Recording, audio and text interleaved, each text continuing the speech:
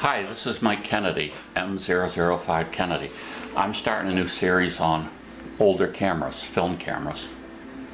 And I've done some on digital cameras, some of the new small and expensive cameras, and I thought I'd bring out and show some film cameras that some I've used, some I haven't used. This one I have used before.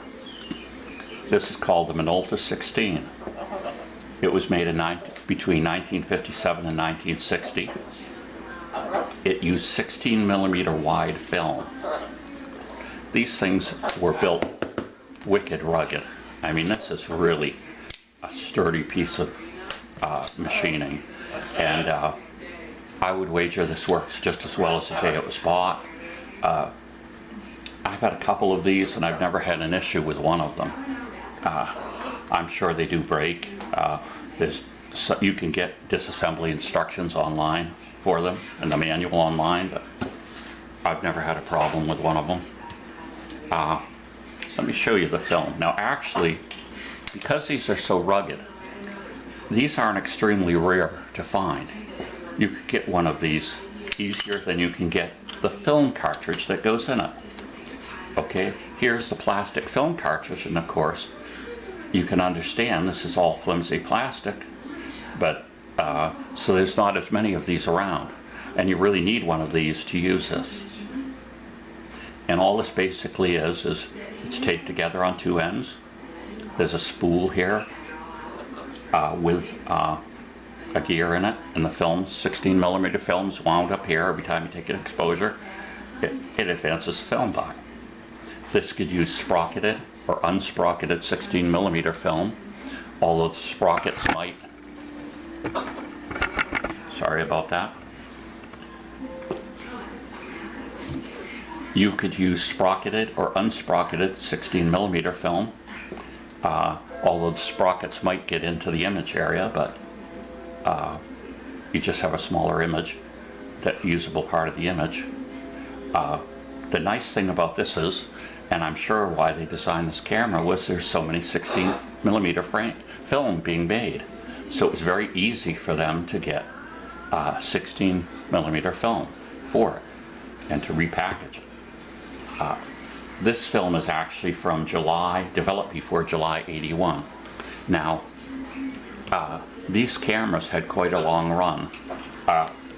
They had the Minolta 2 after this, then they kept going on, and they had one with a built-in exposure meter and everything to it. But this is the first one, the all rugged manual one. So let's just go through some of the things. It has a viewfinder over here. There's the taking lens here. It has this little piece. You can see I can remove this, and I can put on different filters. Could put on a close-up lens.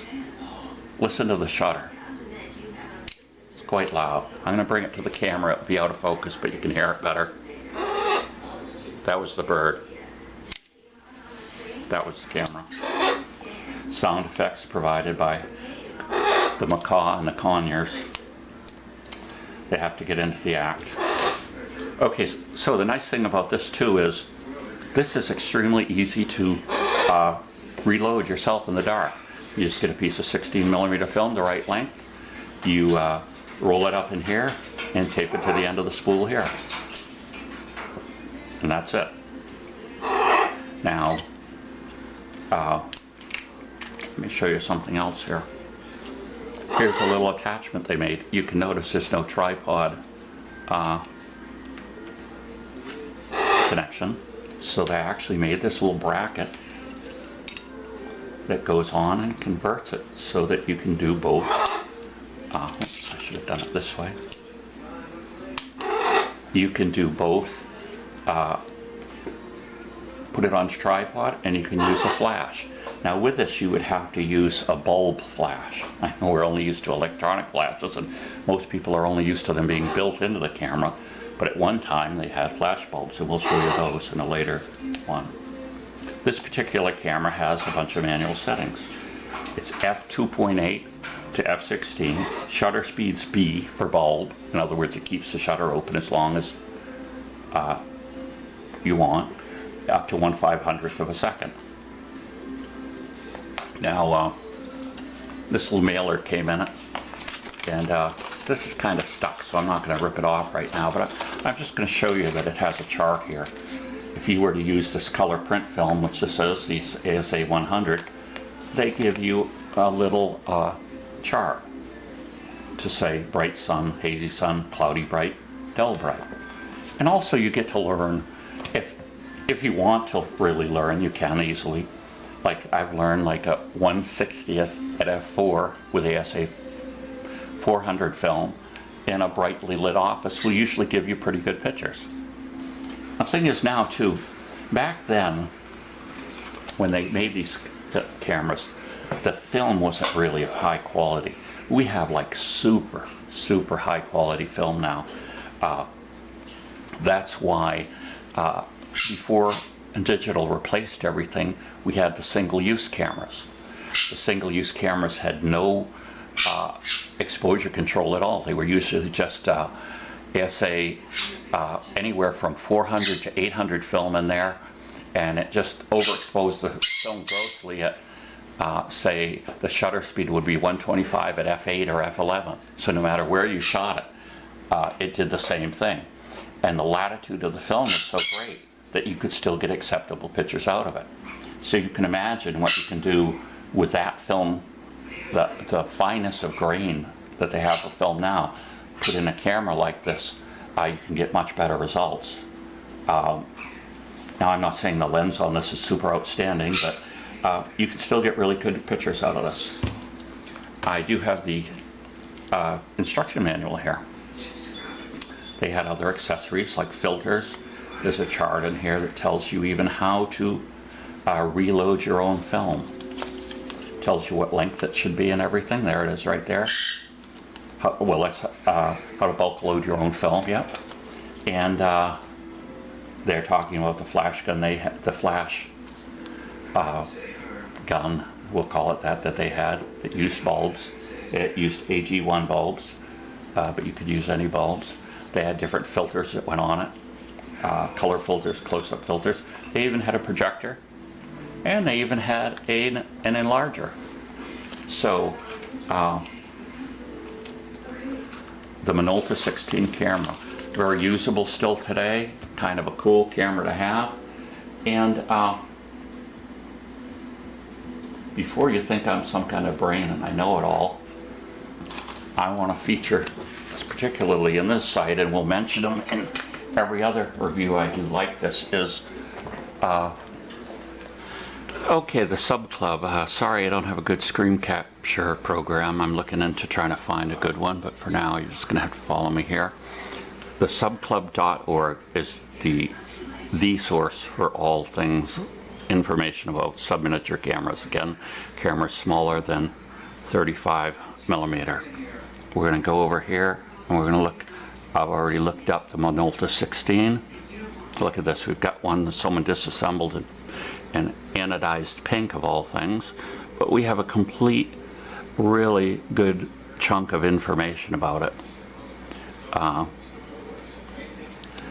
We even have another link for a depth of field chart, which is really great. Talks about the other lenses you can get with it. Also, the person who runs this, he also, Goat Hill Photo, he sells film. So I've just gone into the section about films here. If you didn't want to reload this cartridge yourself, you could send the cartridge to him and he would. Basically for about $5 and some cents. You could get films like Fujichrome, Ektachrome, Aristocolor, Konica, Kodak, black and white, Ilford, many different types of black and white. What they have that's really interesting too when you're dealing with a camera with a really, really nice lens is they have some of the microfilms, and you can take some of the microfilms and you can have them, you can develop them yourself to a lower contrast so you can get normal contrast results out of them. And they have no grain to speak of really, so it's really amazing what you can do with a 16 millimeter frame or even a Minox frame with some of those films. And so, like I say, this is the authoritative place to go to get your supplies, for buying film to reload yourself, for getting any of the information about a particular camera. And it's called the Sub Club. I've enjoyed the site for a number of years. They have different things about news. Here's something about Blue Moon. That's a company in Canada that does processing, and they'll process a bunch of these odd formats. They talk about some different things. The camera shop is where all the things are.